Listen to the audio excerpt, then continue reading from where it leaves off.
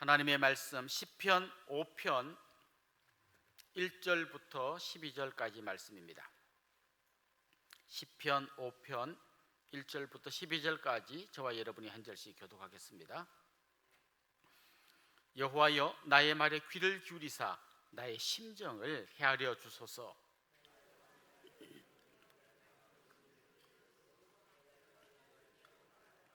여호와의 아침에 주께서 나의 소리를 들으시리니 아침에 내가 주께 기도하고 바라리이다.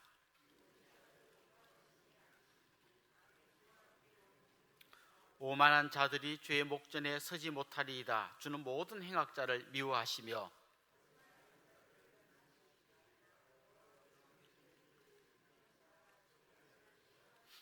오직 나는 주의 풍성한 사랑을 힘입어 주의 집에 들어가 주를 경외함으로 성전을 향하여 예배하리이다.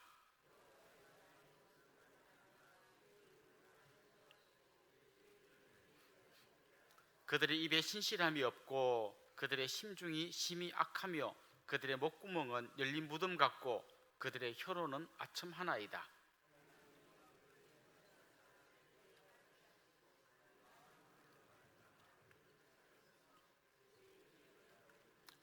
그러나 주께 피하는 모든 사람은 다 기뻐하며 주의 보호로 말미암아 영원히 기뻐 외치고 주의 이름을 사랑하는 자들은 주를 즐거워하리이다.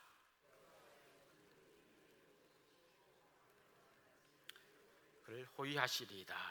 아멘.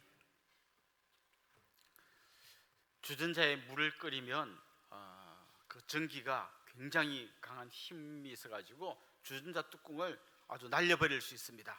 그렇게 하지 않기 위해서 주전자 뚜껑에 보통 구멍을 내둡니다. 그러면 그렇게 강한 힘이 안에서 솟아 올라오는데도 뚜껑이 날아가지 않고 그 구멍으로 김이 다 빠져나가게 되죠. 사람도 비슷한 것 같습니다. 내 안에 굉장히 힘들고 어려운 일이 있으면 그걸 혼자 이렇게 막 눌러두는 게 아니라 좀 누구에게인가 이야기하면 내 안에 있는 이 분이 좀 풀어지고 분노가 사라지고 마음이 좀 평안해질 수 있습니다. 그런데 실제로 다른 사람에게 이런 걸 이야기하기가 굉장히 어렵습니다. 어떤 경우에는 내가 암만 이야기를 해봐도 상대방이 이해해주지 못할 것 같습니다. 아니 그 정도 갖고 그렇게 힘들어하냐? 나는 더한 것도 겪었는데 보통 사람들이 이렇게 이야기하죠. 이해받지 못할 것 같으니까 아예 이야기를 안 합니다. 또 아니면 이야기를 했는데 비밀이 지켜지지 않을 것 같기도 합니다. 내 이야기를 그냥 다른 데 가서 또 다 이야기할까 봐 믿고 이야기했는데 그 이야기가 돌아서 또 내 귀에 들어오는 경우가 있기 때문에 괜히 잘못 이야기했다가 내 힘든 내 마음의 상태가 다른 사람에게 알려질까 봐 그래서 이야기를 못하는 경우도 있습니다. 근데 진짜 제일 중요한 문제는 뭔가 하면 이야기해봤자 이 사람이 이걸 해결할 능력이 전혀 없다는 걸 알기 때문에 그냥 나 혼자 속에 품고 이렇게 지나갈 때가 많이 있습니다. 그런데 이 시편을 잘 읽어보면 가장 힘들 때 나를 이해해 주시고 내 이야기를 들어주실 뿐만 아니라 내 문제를 해결할 분이 있다는 걸 알기에 하나님께 계속해서 호소하고 있습니다. 저는 여러분들이요 이 새벽의 자리에 나오셔서 하나님 앞에 여러분 마음 깊은 곳에 있는 여러 문제들을 다 호소하는 분들이 되기를 소망합니다. 그 하나님은 우리의 기도를 들으실 뿐만 아니라 이해해 주시고 그리고 우리의 문제를 해결해 주실 수 있는 능력이 있는 분이십니다. 오늘 이 본문을 기록한 사람은 다윗이라고 표제에 기록되어 있습니다. 그런데 다윗의 인생 중에 어느 시점에 기록한 건지도 잘 모르겠어요. 그가 쫓겨다닐 때 기록했을 수도 있고 그때 이야기를 배경으로 한 것일 수도 있고 아니면 왕으로 있을 때일 수도 있습니다. 그런데 한 가지 확실한 것은 쫓겨다닐 때도 힘들었지만 왕으로 있을 때도 힘들었습니다. 엄마는 엄마대로 힘들고 아빠는 아빠대로 힘들고 애는 애대로 힘든 겁니다. 지금 코로나 때문에 많은 분들이 위축되어 있습니다. 이제 조금 있으면 이 경제적인 어려움이 몰려올 겁니다. 누가 제일 힘들까요? 다 힘듭니다. 직장 생활하는 분은 행여또 잘릴까봐 걱정합니다. 그래도 사장님은 먹고 살 건 있지 않습니까? 사장님은 밀린 월급 못 주면 내 집을 팔아서라도 줘야 됩니다. 결국 나중에 보면 한 분 한 분 이야기를 들어보면 힘들지 않은 사람은 한 명도 없습니다.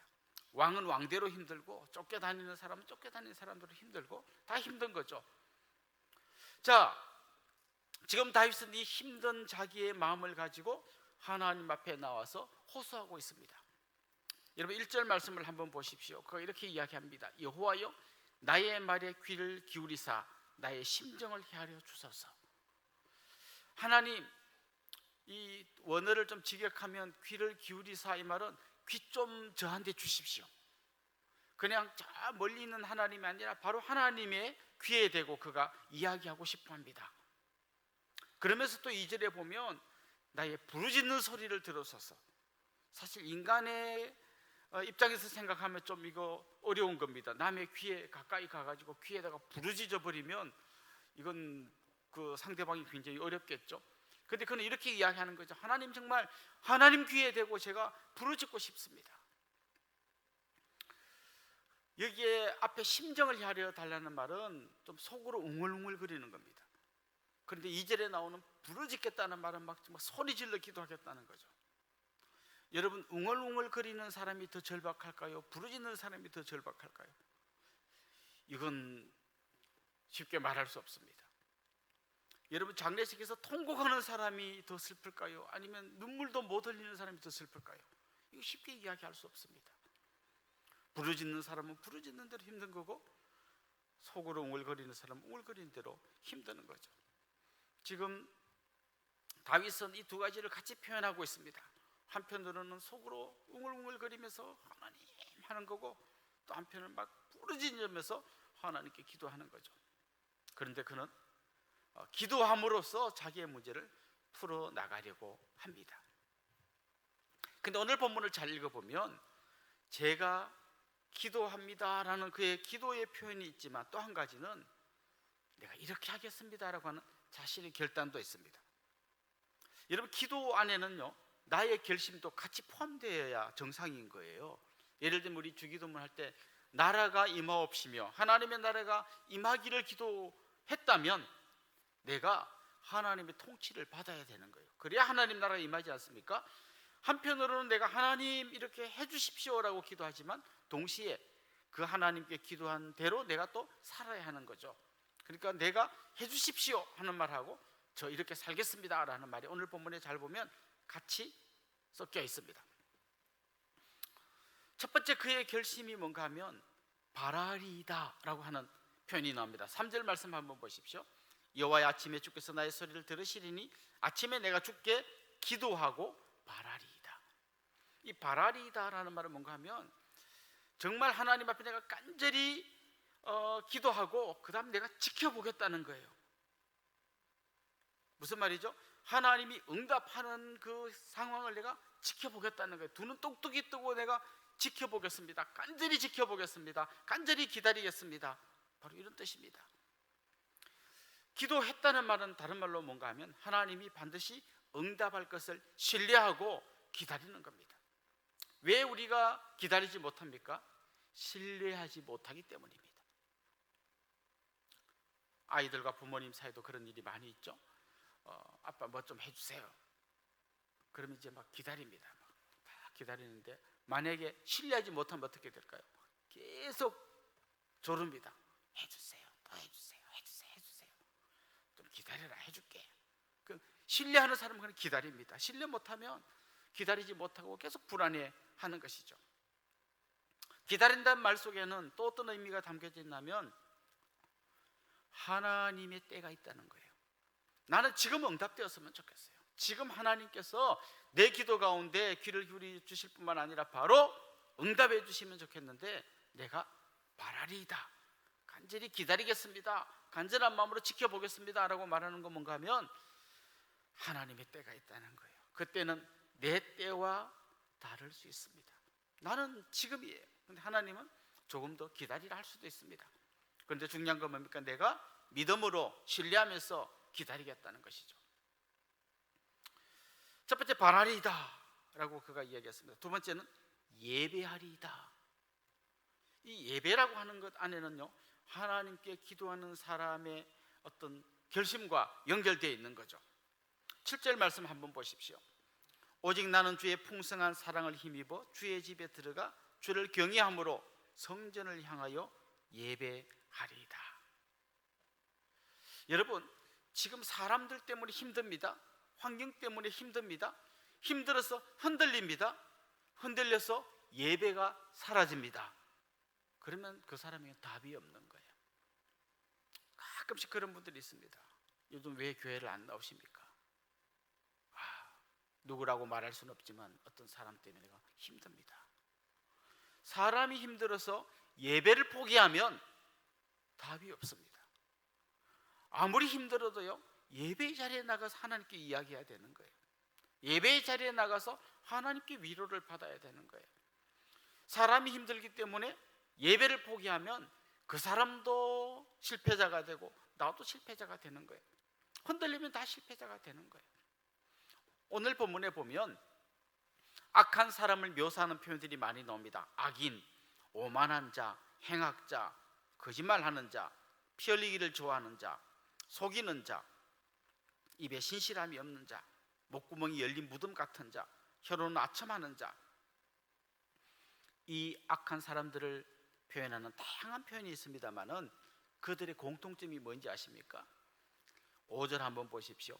오만한 자들이 주의 목전에 서지 못하리이다. 주는 모든 행악자를 미워하시며. 그들은 하나님의 눈앞에 서지 못합니다. 다른 말로 하면 그들은 진짜 예배할 수 없습니다. 악한 사람은 진정 하나님 앞에 나가서 예배할 수 없습니다. 그러나 진짜 하나님의 도움을 구하는 사람들은 하나님 앞에 나가서 예배해야 합니다. 예배는 단지 현실 도피가 아닙니다. 그 안에 하나님이 준비하신 진짜 답이 들어있는 것입니다. 예배는 하나님께도 정말 우리의 마음을 더 표현하는 것이기도 하지만 또 다른 의미에서는요, 그 예배가 다른 사람들에게도 굉장한 메시지를 전해줍니다. 예를 들면 로마 시대에 사자밥이 됐던 사람들 얘기를 들어보지 않았습니까? 사자가 잡아먹으려 할 때 다른 사람들은 울고불고 뭐 난리가 나는데 그때 성도들은 그 자리에서 하나님을 예배했습니다. 거기서 찬송했습니다. 기도했습니다. 그게 저 사람들이 이제 사자에게 뜯어먹히면서 막 울고불고 그걸 가학적으로 지켜보는 사람들이 놀라는 거죠. 도대체 저 사람들은 뭐지? 어떻게 저 순간에도 저렇게 찬송을 부를 수 있지? 바울과 실라가 감옥에서 찬송하고 기도하지 않았습니까? 어떻게 저렇게 할 수 있지? 그게 많은 사람에게 메시지를 던지는 것입니다. 그런 의미에서 이 새벽을 깨우며 이 자리에 앉아있는 우리 성도님들, 또 영상으로 이 영상을 보면서 예배하는 분들, 그런 분들은 아무리 어려움 가운데 있다 할지라도 이미 절반의 승리를 한 겁니다. 오늘 저는 이 아침에 나온 여러분들이 그 감격과 기쁨으로 하나님 앞에서 살아갈 수 있기를 소망합니다. 세 번째 그의 또 다른 결단은 뭔가 하면 기뻐하리라 하는 것입니다. 11절 말씀에 한번 보십시오. 그러나 주께 피하는 모든 사람은 다 기뻐하며 주의 보호로 말미암아 영원히 기뻐 외치고 주의 이름을 사랑하는 자들은 주를 즐거워하리이다. 이건 그의 결심이라기보다는 사실 그의 기도입니다. 하나님 이렇게 좀 되게 해주십시오. 그런데 앞에서 말했던 것처럼 이렇게 기도한 사람은 또 이렇게 결단하는 것이죠. 하나님, 제가 기뻐하면서 주님 앞에서 즐거워하면서 살겠습니다 라고 그가 지금 결단하는 것이죠. 이 기뻐하는 것, 주님 앞에서 즐거워하는 것은 우리의 상황 때문에만 가능한 게 아닙니다. 여전히 내 문제가 어렵고 내 상황이 힘들어도 기쁨으로 하나님 앞에 설 수 있고 그렇게 살 수 있는 것입니다. 빌립보서는 바울이 감옥에 갇혀서 기록한 말씀입니다. 그런데 거기에 기쁨이라는 말이 16번 나옵니다. 4장밖에 안 되는 짧은 성경 안에 기쁨이 계속해서 표현되고 있는 것이죠. 세상의 여러 가지 어려움, 세상의 여러 가지 고통들은 우리의 기쁨을 잠깐 뺏어갈 수 있을지 모르지만 정말 주님이 주시는 진정한 기쁨, 내 내면에서 샘물처럼 솟구쳐 올라오는 이 기쁨을 빼앗아갈 수는 없습니다. 여러분 안에 주님 안에서 주님께서 주시는 이 놀라운 기쁨이 넘쳐나기를 소망합니다. 이 예배를 시작할 때 여러분이 어떤 마음인지 모르지만 예배를 마치고 나갈 때는 여러분 안에 세상이 이해할 수 없는 기쁨, 그 즐거움이 넘쳐날 수 있기를 간절히 소망합니다. 11절 말씀에는 기뻐 외친다는 표현이 나옵니다. 그 기쁨의 외침이 여러분 안에 있기를 원합니다. 사랑하는 성도 여러분, 오늘 이 본문의 시인은 극단의 어려움 속에서 누구에게도 말하지 못할 그런 환경 속에서 하나님 앞에 나아가 이야기하고 있습니다. 때로는 속으로 웅얼거리면서, 때로는 소리를 지르면서 하나님 귀 좀 기울여 주십시오 그러면서 기도하고 있습니다.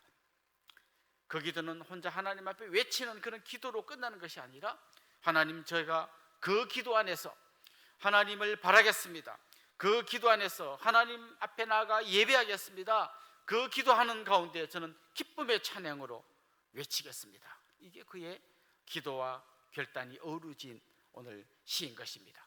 여러분 안에 오늘 이런 간절한 기도가 있기를 원하고, 그 기도 속에서 주님이 주시는 놀라운 기쁨이 넘쳐날 수 있기를 주님의 이름으로 축원합니다.